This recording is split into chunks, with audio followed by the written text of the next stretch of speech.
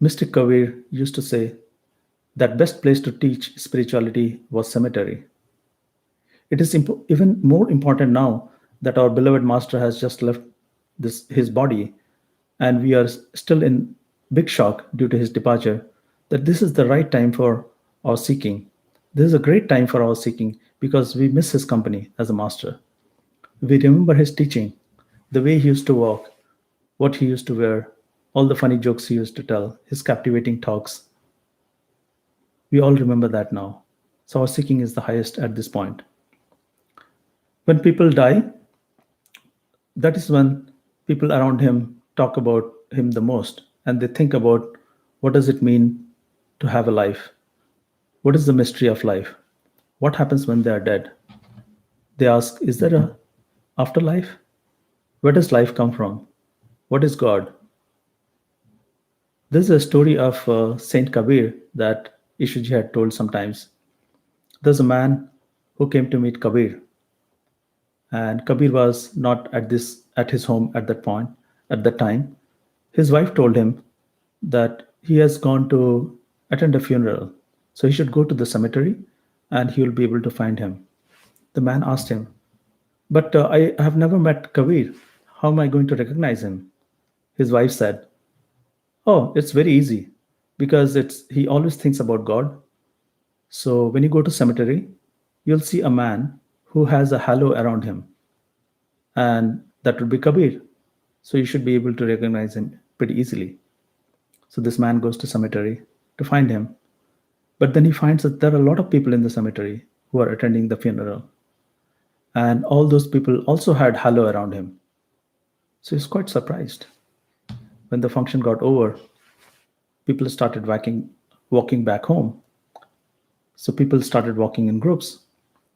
So as they started traveling, he saw that there were still a large number of people with a halo around them. As they kept on walking, the number of people who had halo around them started going down. So it started diminishing. And after walking a bit, there was only one man standing or walking who had the halo left in him, and that was Kabir.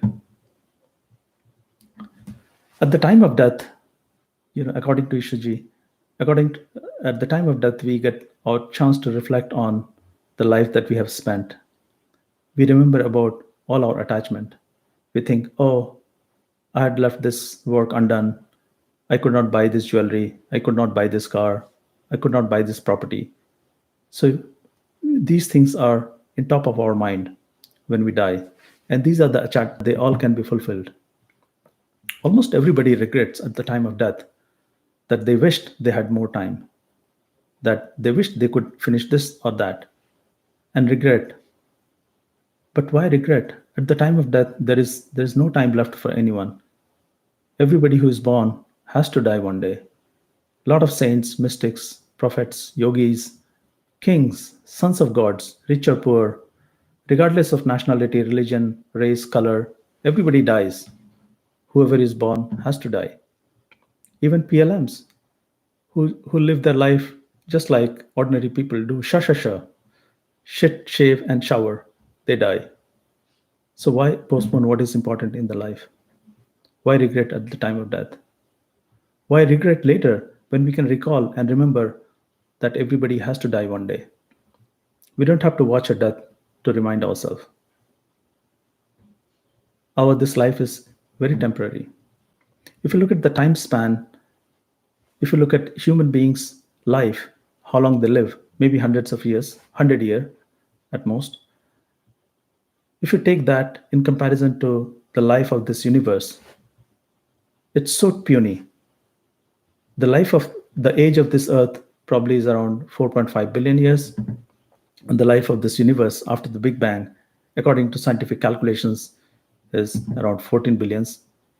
Ishiji in one of the talks talked about how there was a clock that represented the time, and at 12 o'clock at midnight, there was a Big Bang that happened.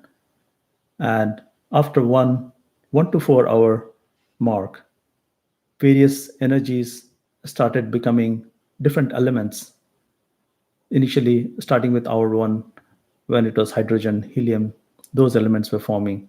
As the time passed, after hour four, a lot of elements had been formed, 100, 118, 20, something like that.